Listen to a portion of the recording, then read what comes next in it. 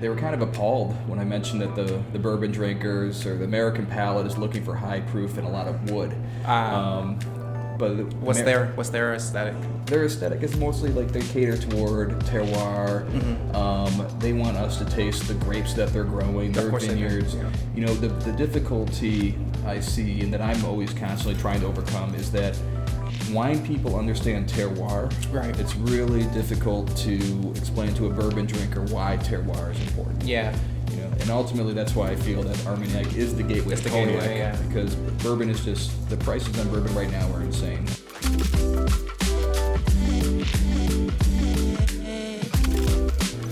Thanks for tuning in to episode 27 of the Sultan of Slow Drip. I'm your host, the Sultan of Slow Drip. This time, Victor's not in the passenger seat. He's going to be in the driver's seat because you guys remember Adam. He's a really great guest, owner of Off-Premise. They specialize in really high-end spirits, beer, mezcal, or agave. And then also Armagnac. He's one of the few people in Chicago right now that's like really plugged into Armagnac. And so I brought him on today's episode so we can do a little tasting and then talk about why that category might be kind of the next like sleeper hit. So Adam, yeah, you've talked to my audience before. What's new, man? I have. Thanks for having me. This has been a category I've been in for a little while, kind of basically training my entire life for this moment. I would say is that getting in on something small that's very finite. That eventually there's going to be a lot of attention drawn to it. We've been doing pretty well with it recently. Punch.com wrote us up as one of the best retailers in the United States the best retailer in the United States for brandy spirits. Nice. So I'm also a member of brandyadvocate.com, and we push a lot of stuff out of there. Reviews, products, discount codes, what have you. But I had a great time doing mezcal, and now we're here for a grape distillate. Nice. So break it down for us a little bit. Armagnac is a grape distillate, so it's a type of brandy, right? Exactly. All right. So for the people who don't necessarily know the difference in the categories, like what's the difference between, like brandy when someone says that versus Armagnac versus cognac? Perfect. Yeah. All right. So brandy is made from fruit. Okay. Grapes are fruit. Yeah. And now that grapes are fruit, and we distill grapes, or we make wine, and then distill the wine, and much like a lot of France, it's regional, right? So right up there in the Pyrenees Mountains, that borders with Spain, is a small region in Gascony called Armagnac. Mm-hmm. Just north of that is cognac.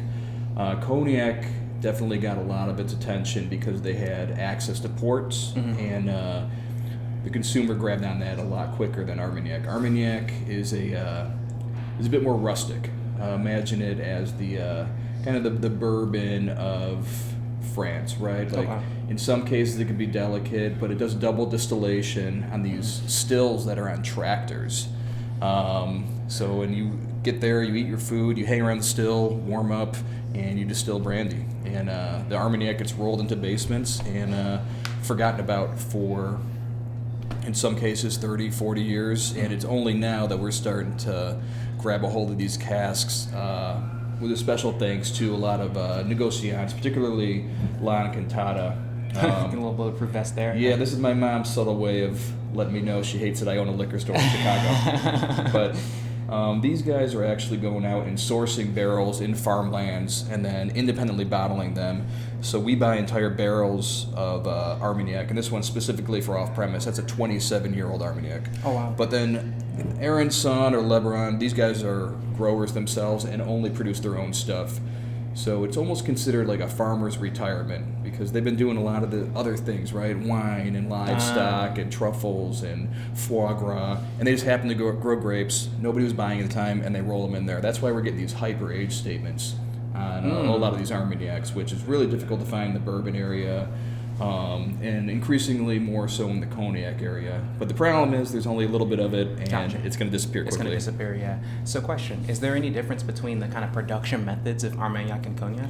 Definitely. So Armagnac is a double distillation, so they're really keeping it, like, they're not stripping it down completely. Okay. You're getting a lot of the grape characteristic. And then it just goes into new Gasconian oak, which definitely translates to the bourbon drinkers, going into new American oak. So that sweetness resonates with them.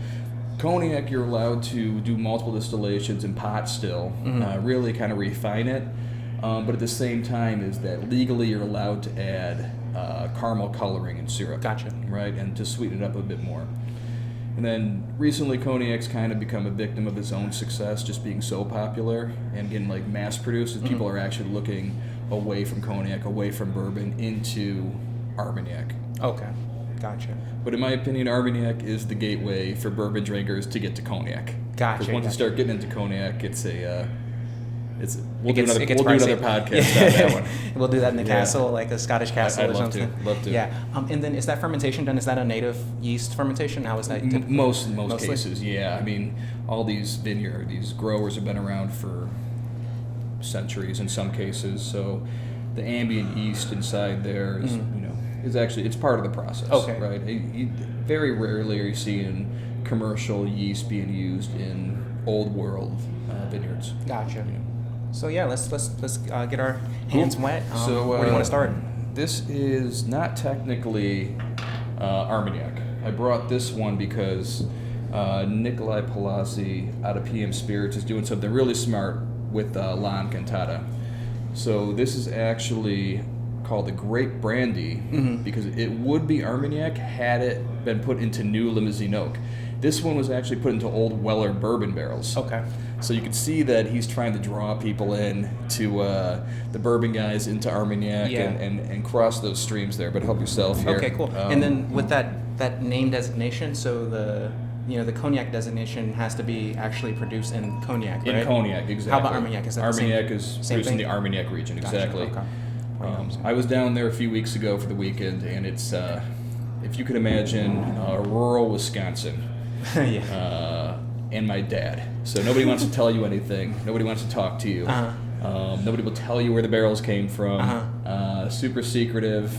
I ain't saying nothing. And nothing going on except for farmland Okay. on farmland. But foie gras, duck, Armagnac, like the gastronomy scene is insane out there. Yeah. But cool. Let me know what you think. Cheers.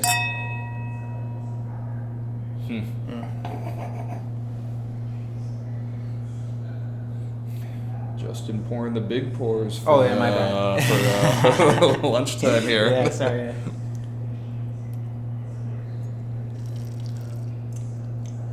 I'll let you pour the next one. Oh, the next one's going to be bigger. So yeah, we just had impromptu cognac tasting as well too. So we got our palates kind of nice and ready for this. yeah, in the other room, a tasting group I'm in, people all over South Africa, Canary Islands, Germany, France. We're doing this via like Skype or Zoom. Yeah, right? Zoom conversation. We all send out samples. So Amy from Jean-Luc Pasquet, cognac producer, in the other room, we're tasting all of her new distillate. So we'll definitely have to do a cognac episode next time. But what I want you to pay attention to right here is that you could definitely see the the nuance, caramel characteristics. You could definitely taste the sweetness from the grapes coming through, the brandy itself. But I feel like that bourbon barrel adds a bunch of astringency to it. It does. You know, a sharpness, and you know, it's attractive to some. It's more attractive to the bourbon drinker than it is the Armagnac drinker. I mean, after tasting just so many cognacs right before this, it stands out immediately, like it's being quite different from that. Yeah, I mean, the rusticity is what's sought after, basically, you know. And when I was out there talking to these guys, they were kind of appalled when I mentioned that the bourbon drinkers or the American palate is looking for high proof and a lot of wood. But what's their aesthetic? Their aesthetic is mostly like they cater toward terroir.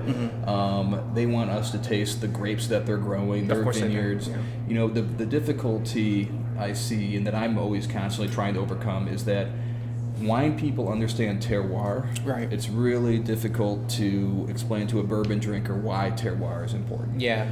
You know, and ultimately that's why I feel that Armagnac is the gateway to cognac, because bourbon is just, the prices on bourbon right now are insane. You know, like a 27-year-old Armagnac, you know, you could buy this in my store for $200. If that were a bourbon at 27 years, it'd be thousands of dollars, right? And you wouldn't be able to see it. It wouldn't even be on the shelves for you. But we're in a golden age right now. We'll see what happens in the next year or so, because popularity and we're on our 5th, 6th barrel of Armagnac right now, so demand's certainly growing since I Okay. bought the shop. All right. So what you're saying is time to start stocking the cellar? You know, I mean, there's a few things that drive the market, right? I Yeah. mean, it's just people that missed out on bourbon or outpriced in bourbon. But then there's speculators too, right? Guys that believe that there's going to be a secondary market for it, which there may very well be. Yeah. I'm prepared for that as well. Yeah, You know, I mean, they're hitting mezcal right now too. yeah, it's. I think we're just looking for alternatives. We're just getting bored. I mean, bourbon still has its heyday. The sad part about it is watching people geek out over Eagle Rare or Buffalo Trace or just like subpar bourbon. You know, it's fine bourbon. It's just been, but we've been drinking this our entire life. So when we're talking to these guys who've been doing this for a long time, you know, it's hard not to turn your nose up at people that are excited about Buffalo Trace and Eagle Rare, right? Because we've already lived all the best tasting stuff. We've already tried everything, and now we just need more interesting stuff. And I'm generalizing us, but it's definitely where my business model is going, is catering toward people that want to try different stuff. Yeah, I think that's the way to go. And don't need to sell something to pay their rent. Right, that's true, yeah, because that creates a whole different type of vibe. You know, I get the kind of cognac, Armagnac nose on this, but then it's like the bourbon drinking experience. Yeah. It's like what I get. Like, that nose is very much there. No, these were definitely wet barrels. You could taste the bourbon inside there. What's the difference between wet and dry barrels? You know, so if they dump a bourbon barrel and they send it off to, you know, whoever to refill it, you're going to have a lot of bourbon left inside there. Okay. When they let these things sit, the staves dry out, the bourbon's released, and, you know, you're not getting as much of the influence. Gotcha, you know. okay. You'll see a lot of that in Scotch production. You know, sherry barrels, if they're wet or dry, how dark is that Scotch going to get? Gotcha. Okay, that's cool. All right. So, as I said before, we buy entire barrels of Armagnac, and this one is one of 2 barrels. This is domain, I'm going to butcher this, Mamulins. There's one of 2 barrels that La Encantada, who is this independent bottler, was able to get. The other one went to California, if I believe I'm correct. K&L Spirits or K&L store ended up buying 1 barrel. I got the second barrel. This was a 200 plus production in a 27-year, and the truest expression of what you can find. Like, we're really focusing on the terroir in this one. Okay. So you should be able to taste the grapes. Okay, great. Make sure you pour a big one of that. Okay. You know, maybe we can get new glasses out here too. Let's do that.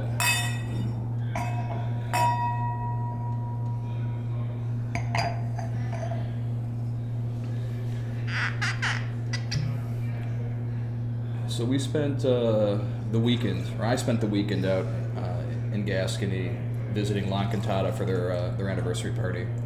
And we got to taste through a number of their casks, so we do have some more domains coming.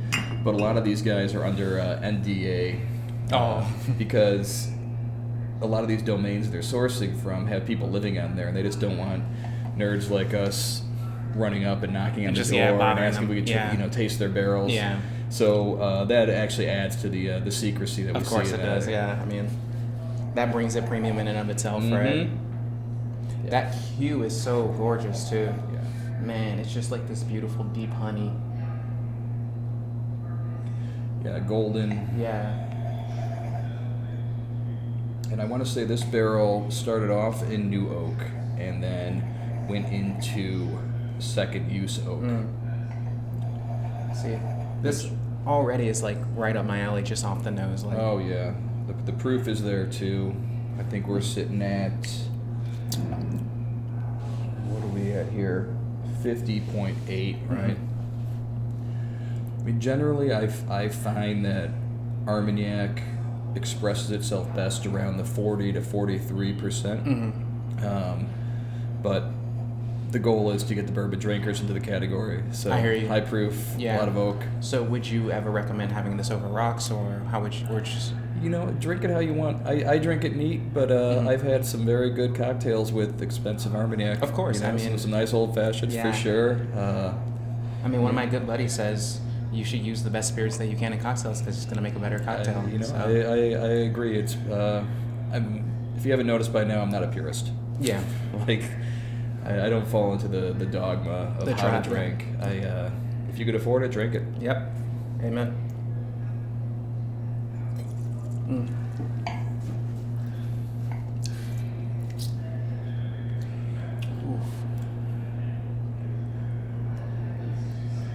Wow, there's just so much to like consider there. Like it's very aromatic. You get this like, you can actually taste the grape.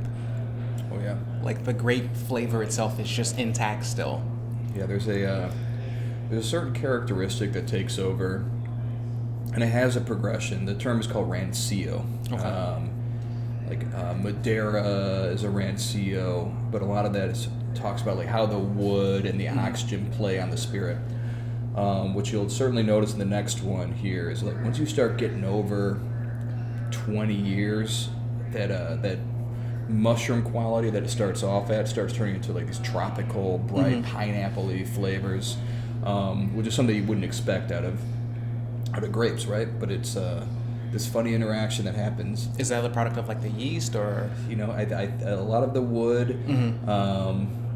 It's tough to explain. It's better to do a whole side by side on it to show what 10 years can do. Gotcha. And what rancio actually does. But it's a sought after quality in brandies in general. There is this certain, I can't put my finger on this that I'm getting, where it is like so different from anything else that I've had. You mentioned the retro exhale too. Is like that's where I get the a lot retro-nasal, of yeah, that's where I get a lot of the tropical notes. Yeah, so that retro-nasal is where you basically take a huge breath, put some of the cognac or Armagnac in your mouth, and then you kind of swish it around, swallow it, and then exhale while your lips are still closed. Yeah. And on that exhale, you just taste so many different notes that are like just kind of hidden and locked in there. It's a cigar smoker's trick right there. Yep. Which we should do a cigar episode too. We're definitely gonna do a cigar episode. Oh man, just hire me.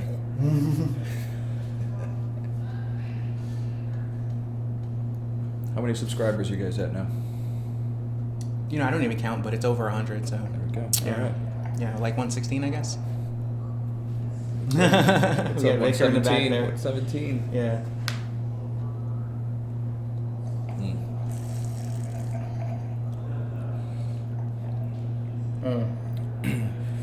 So there's ruling bodies in France that dictate all the rules in here. They take this stuff very seriously, as you can imagine. And it's fun watching it happen. Unlike cognac, Armagnac, there's not there's no big houses out there, right? So in cognac, you'll see your Remy's, your Martels, your Hennessy.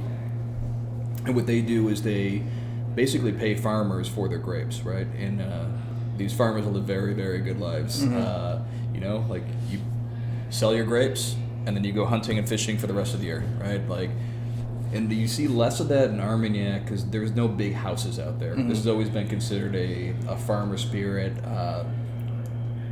The world's been less interested in Armagnac until now. Is that just a branding product, or what is that a product? I think a lot of it is certainly due to the access to ports back in the day. Okay. You know, you blame a lot of that on there.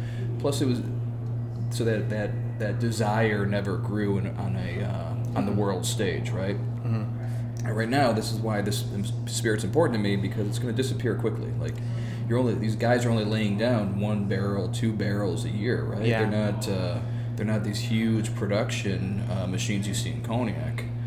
So it's another reason that, to say nothing of prices going up and transportation going up, it's that we're starting to see that this region knows what they have, right? When these negociants come in there and start buying up barrels from private growers, these guys know that now they have something and it's worth something to them and to us.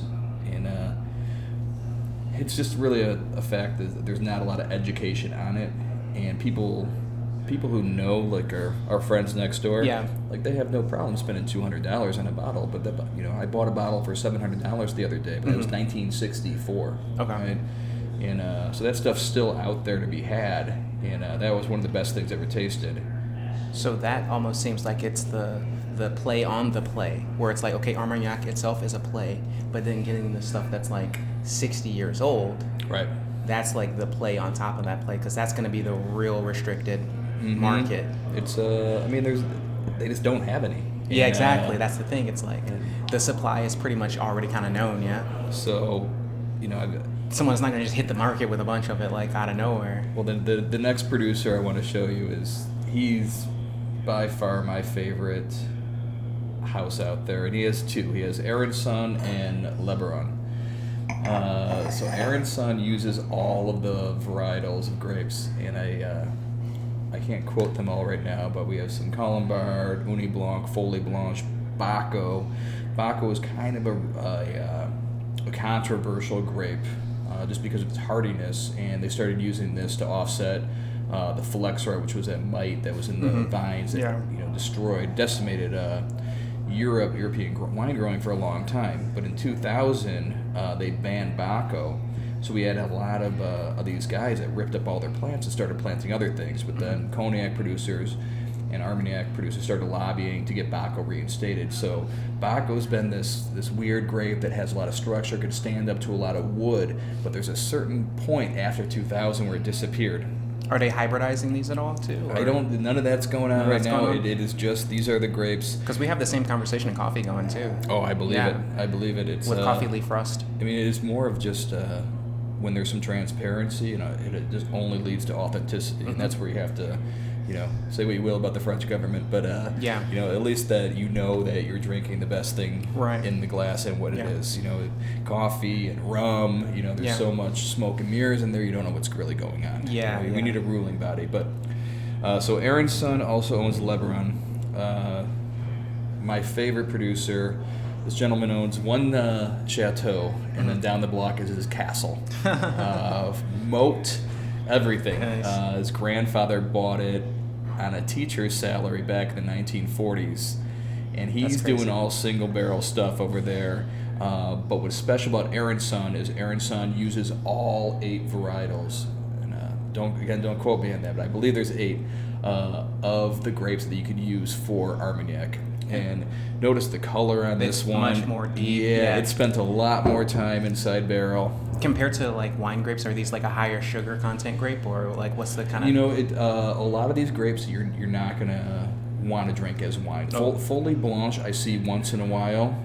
Are they white grapes? Do you know? They're white grapes. Yeah, but you're looking at like a super high acid sometimes. So a lot of this acid will translate into spirits, but it's not enjoyable at all as a still wine. Gotcha. Right? And are they like the small guys, or like what are we looking at? I mean, generally like the champagne grape style. I can't speak to how big the grapes are. I've tried, but I know that nobody drinks them as wine, which is a lot of the reason why these farmers just roll it into their cellar, right? Because they can't sell it as bottled wine. But I'm gonna let you do the honors on this one. Okay, cool, yeah. And again, he's one of my favorite producers. I can't say enough about this. The 1964 is my goat. And whoa, that color's crazy. Uh-huh.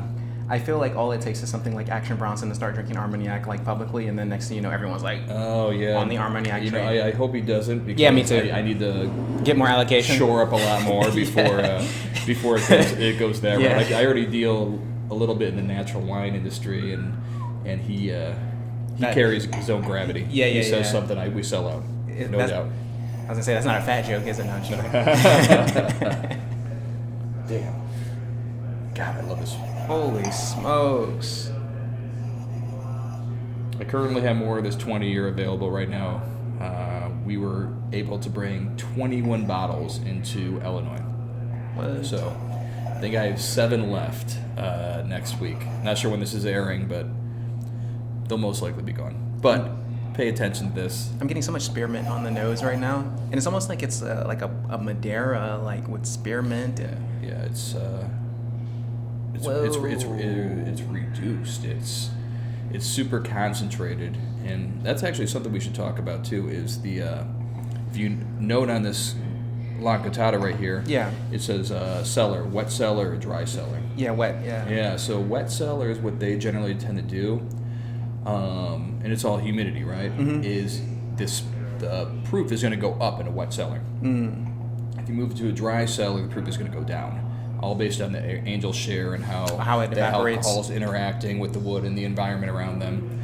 So the next cask that I bought is from a domain. We'll be the first ones to bring in the States. It's called Domaine Kuchan, and this is one of those prime examples of before 2000. There's some Baco inside there. After 2000, the Kuchan changes. But what these guys have done is they take this cask and they'll move it between wet and dry cellar. Because once it falls below 80 proof, you can't call it Armagnac anymore. Gotcha. So they'll bring it right to the brink. But what you're doing is like, we can get barrel strength stuff at 80% or 80.1, which is like everything's concentrated into that spirit right there. So are they using that to squeeze the barrel essentially?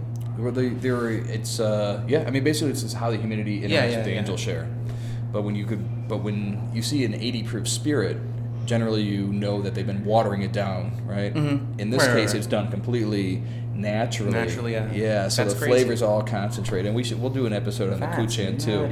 I have a lot of bottles of that coming. It was a pretty big risk we took in purchasing that barrel, just because everybody wants high proof. Yeah. And this will be a 23 year, but nobody's heard of the domain before.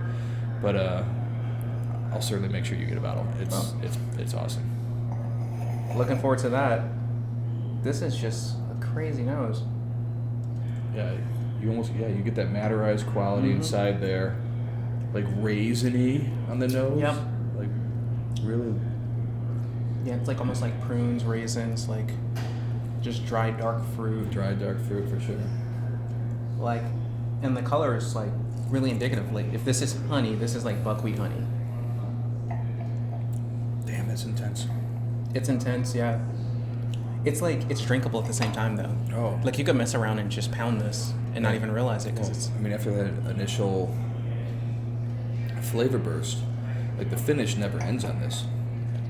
But you feel the flavor fading. And I think this is 43.3, so significantly lower proof than this. I'm getting almost like this Cinnamon Toast Crunch type thing going too. It's like... There's a lot of barrel play with this for sure. Man, it's like, yeah, it's like yeasty, toasty cinnamon, like just milky even, like... Yeah, it's fun. Really creamy. It's fun. I was thinking we need to do like a Gatorade or a Kool-Aid episode. Dude, I'm down for like, man, like we can just it's always booze with me. Like, yeah, we should, right. Let's like do, when you want to do hood classics, like we can go through the South Side and try like Flamin' Hots with like nacho cheese and like ground beef. I mean, I wasn't going that far. I was thinking more, like sugar-free energy drinks or something. But yeah, I'm down. We just have our bang tasting. I'm all about it. I'm all about it. Different flavors of bang. Dang. That like butterscotch root beer soda. Oh. I don't know anything about that. What it is? Oh, so good. There's a butterscotch root beer soda. Yep. Sugar free, or no sugar? No, it's not sugar free. Whoa. Damn. So if someone were getting into Armagnac, like what would be kind of the price point that they could expect, and what are some of the qualities you tell them to look All for? right. I'm gonna butcher the name again, but I think it's Eric Artania. Okay. Artelonia, something like that. But I carry their XO, and I carry a lot of his vintage stuff.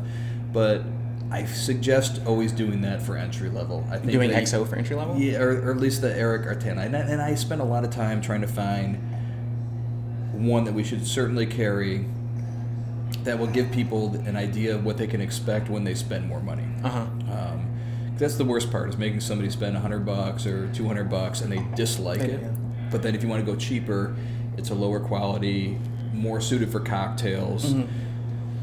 So I'll make sure you guys get a link for this one on your site. But he's definitely the producer, and I think you can get out of the store at like $40 to $50. Okay. On one of these, and that's just to give you an introduction, like what it is. And then to help the people out, do they do a sort of designation that kind of mirrors cognac, like VS, VSOP, XO, or is it kind of like some people do it, some people don't? Some people do it. I mean, like what we really get into is we get age stated on there. Okay, so age statement is 20 like year, yeah, but there's certainly an XO and a VS and all that going on there. But I think they're catering toward the cognac drinkers in that case. Right. Just giving them something they can. Well, in cognac, you're not allowed to put an age statement on there. Oh. Right, yeah. So because that is the age statement. It's XO, but what you'll see in cognac, and that would be the youngest. It'll say like lot. If it says lot, that's their way of kind of circumventing the law and putting an age statement on there. Oh, Lot okay. 72 or something like that. Gotcha. Okay, that makes sense. Yeah. In this case, right over here, there's definitely a ruling body, but it's a lot of cowboy-ish. I understood. Yeah. So it's fun still. It's still fun. Yeah. Yeah. For now. All I want to do is be a cowboy. That's it. Just do my own thing. Tell me about it, man. Right. But yeah, the bourbon drinkers are gonna ruin it shortly. But it's Yeah. Is that the new kind of thing? They're Bourbon leaning- drinkers, they're bourbon leaning drinkers, toward it. or is it beer drinkers ruin everything? Beer drinkers become bourbon drinkers. Bourbon drinkers ruin everything. I think it's like- I think you found the trajectory. Or or specifically IPA drinkers ruin everything. Yeah, exactly. I know. Just give me a classic lager. That's all I want. Yeah, right. Just give me some German pills. Yeah, just give me a Pilsner. That's like it. the That's all I anti-IPA move. want. It's like, yeah. But you can't show up to your buddy's house with a Pilsner at a party, right? You need to bring your lacto, triple hop, berry, whatever, vagina yeast fermentation. Whoa. That's strictly for breads, okay? That's for sourdoughs. Even worse, But you got to show up with that to your buddy's pool party. But what I want to drink, classic lager. Yeah. Give me a High Life. Lagers, yeah. So before we head on out, do you want to give the people a question of the day? I'll give the floor to you. This has been just super informative, super educational. All right, a question of the day is, why aren't you focusing on terroir as a spirits drinker? I know the wine drinkers get it, but as a spirits drinker, I know you're drinking mezcal, I know you're drinking tequila, I know you're drinking cognac, but why? What is it about terroir? Well, they probably don't know what terroir is. I think that's what I'm asking them to research. Do you know what terroir is, Yeah. and why are you not focused on Why it? are you not focusing on it? Yeah, I like that. That's the play right now. Yeah, it is. Learn where it comes from. That's how always it's made. That's always been the game. The environment. It's just like the people who know that was the game have never left. Sure. Terroir has been the thing for centuries. Exactly. But here's the thing: is you can't get wine drinkers to get hardcore into spirits. Mm-hmm. Like, it fucks them up. It's more expensive in some cases. I was a wine drinker, spirits, but you would try bringing your bourbon drinker into wine. It's impossible. It is. Until you get too old like me, and then 2-day hangovers move you to wine. That's for sure. Drink better, but less. Yeah, that's true. We say that as we are about to go pound some more. Yeah, we had a lot of cognac to finish up over there. All right, guys. Thanks for tuning in. Thank you, Adam, for joining us with this just incredible episodes. You always drop heat. Adam needs to start his own podcast, man. It's dude just drips knowledge. I need a Victor. Yeah, thanks for having me. Thanks. Cheers. Cheers.